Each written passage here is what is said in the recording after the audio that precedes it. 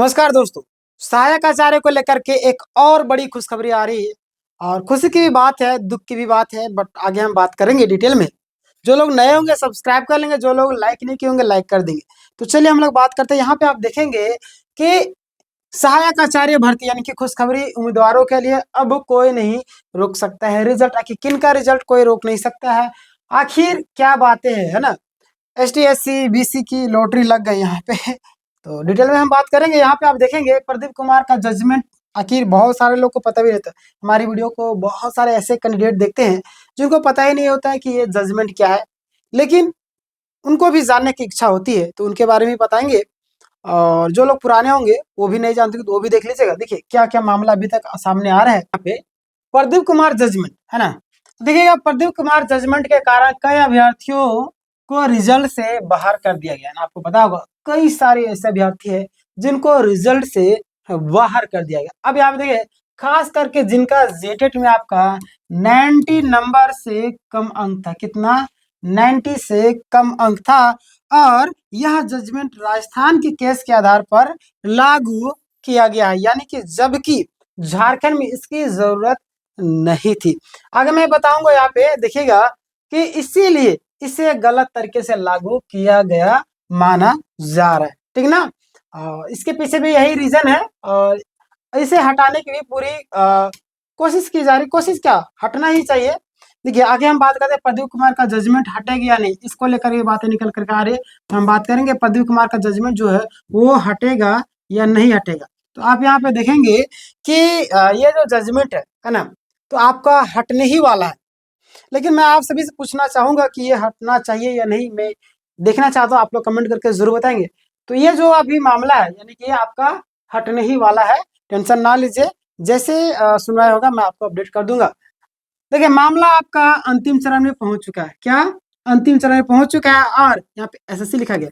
GSSC स्तर पर मतलब कि इस पर लगातार मीटिंग चल रही है ना। जीएसएससी स्तर पर बोलेंगे तो लगातार कई सारी चीजों को लेकर के लगातार मीटिंग भी चल रही होगी। आपको पता होगा, लगातार आप अपडेट रहते होंगे। तो कोर्ट को भी पता है कि इसी वजह से रिजल्ट रुका हुआ है, कोर्ट को भी पता है ना। अब कोर्ट भी क्या करेगी, छात्रों के मुद्दों को लेकर कहीं ना कहीं समझना चाहिए कि छात्र काफी ज्यादा नाराज है और छात्रों का भविष्य बर्बाद हो रहा है। एक स्कूल है, मतलब एक एक स्कूल में एक एक शिक्षक कार्यरत है। आप सोच सकते हैं उस स्कूल का भविष्य, यानी कि उस बच्चों को वहां पे जो भी बच्चे पढ़ रहे हैं उनका भविष्य कैसा होगा। तो कम से कम कोर्ट भी ध्यान देती है, बट कोर्ट भी इतना लंबा टाइम दे देती है, सुनवाई का पता ही नहीं चलता है। अभी 1 महीना बाद, कभी 6 महीना बाद, कभी 2 महीना बाद, इतना लंबा लंबा टाइम दे देती है। 6 महीना तो बड़े ज्यादा मैंने बता दिया। एक महीना, 1.5 महीना बाद, 2 महीना बाद टाइम देती है। तो ये तो गलत है ना। कहीं ना कहीं एजुकेशन के मुद्दों को लेकर के उनको प्राथमिकता देने चाहिए। 1 सप्ताह, 2 सप्ताह, 15 दिन के अंदर में सारी चीजों को लेकर के सुनवाई कंप्लीट करवा देना चाहिए, तब तो ये मामला सुलझता। हालांकि यहाँ पे बोले कि वहां पे भी थोड़ा सा कहीं ना कहीं इसको लेकर के अच्छे तरीके से छात्रों के बारे में सोचा नहीं जा रहा है। एक तरीके से मैं बोलूँ तो जैसे ही यह जजमेंट हटेगा रिजल्ट जारी कर दिया जाएगा, है ना। अगर हट जाता है तो जारी कर दिया जाएगा, इसमें आपको घबराने की जरूरत नहीं है। आगे मैं बात करूँ तो यहाँ पे देखेंगे इससे फायदा किन किन को होगा। आखिर ये जो है होगा तो फायदा तो होगा। आखिर किन किन को इनको फायदा होगा? तो BC1, BC2, SC और ST, है ना, इन लोगों को फायदा होगा। हालांकि मैं बताऊँ फिजिकल जो भी है और बहुत सारे फिजिकली वाला क्या होगा, नहीं उनको भी फायदा मिलेगा, समझ रहे। यानी कि सबको लगभग फायदा मिलेगा, यानी कि बहुत बड़ी संख्या में कैंडिडेट वापस मेरिट में आ जाएंगे। और पता है डिग्री सफल होने के बावजूद वो कई सारे ऐसे होनहार छात्र हैं जिनको बाहर कर दिया है, यानी कि उनका रिजल्ट नहीं हुआ थे। मतलब क्या उन पर बीतती होगी, इस चीज का आप अंदाजा लगा सकते हो। बहुत ही मतलब दयनीय स्थिति में आ चुके हैं, लोगों की उम्र पार हो रही, क्या करेंगे। आगे हम बात करते हैं तो 4 दिसंबर किधर चल गया, दिसंबर नहीं, हाँ रिजल्ट कब तक आएगा ये भी जान लीजिए आप लोग। यहाँ पे जजमेंट हटते ही आपको 2 से 3 दिन जो आपका, यानी 1 सप्ताह के, 2 से 3 दिन काफी है ना। 1 सप्ताह आप रखिए ना, 2 से 3 दिन के अंदर में बहुत सारे पेंडिंग जो भी रिजल्ट है आपका आ जाएगा, समझ रहे ना।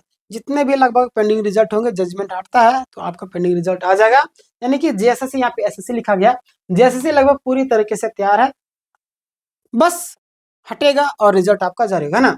अब तक का रिजल्ट आपको पता देखिएगा, 28 नवंबर को नियुक्ति पत्र मिला आप लोग को, 5 दिसंबर को पहला रिजल्ट और दूसरा रिजल्ट, इसके बाद फिर इसके मतलब कि फिर से रिजल्ट रुका हुआ है।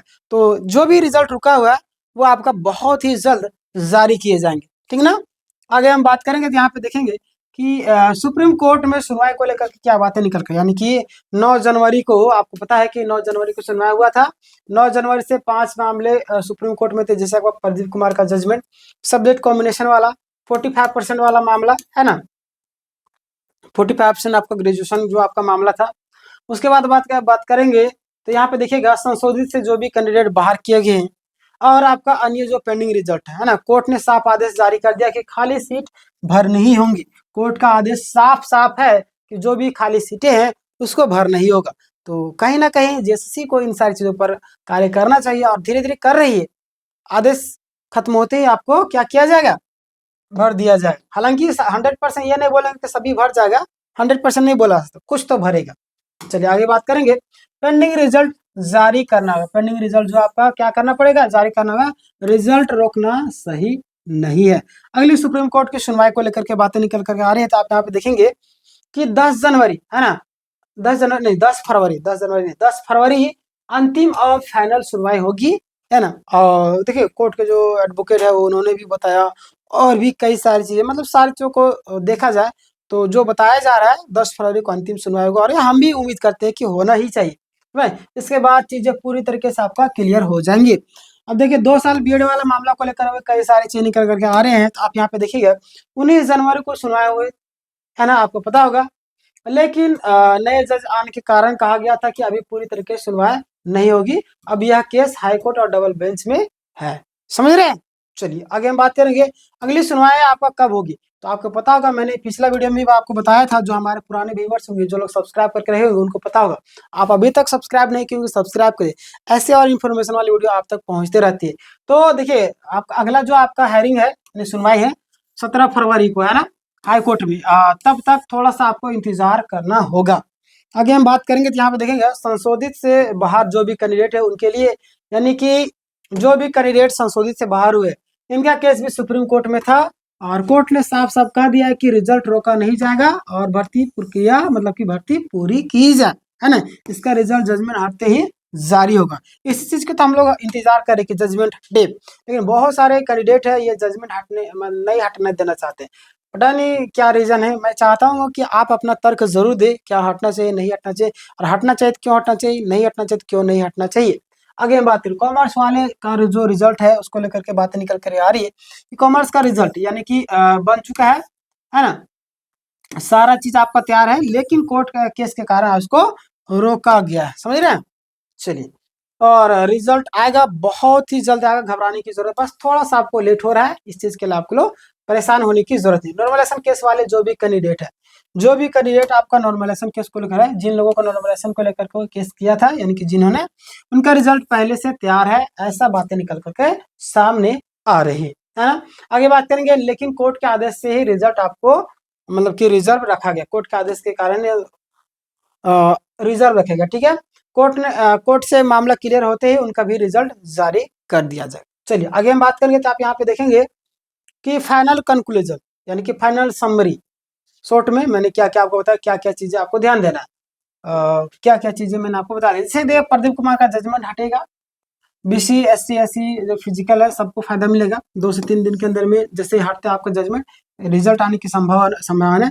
10 फरवरी सुप्रीम कोर्ट में फाइनल सुनवाई, और 17 फरवरी को भी आपका 2 साल बीएड वाला को जो फाइनल सुनवाई है, फाइनल नहीं बोलते मतलब सुनवाई है, कॉमर्स नॉर्मलाइजेशन केस का जो रिजल्ट है वो तैयार है, क्लियर। तो ये सारी चीजें निकल करके सामने आ रही थी। अब इस पूरी प्रक्रिया के बारे में आपके मन में कुछ सवाल होगा, कोई परेशानी होगा, तो आप मुझे कमेंट करके जरूर बताएंगे।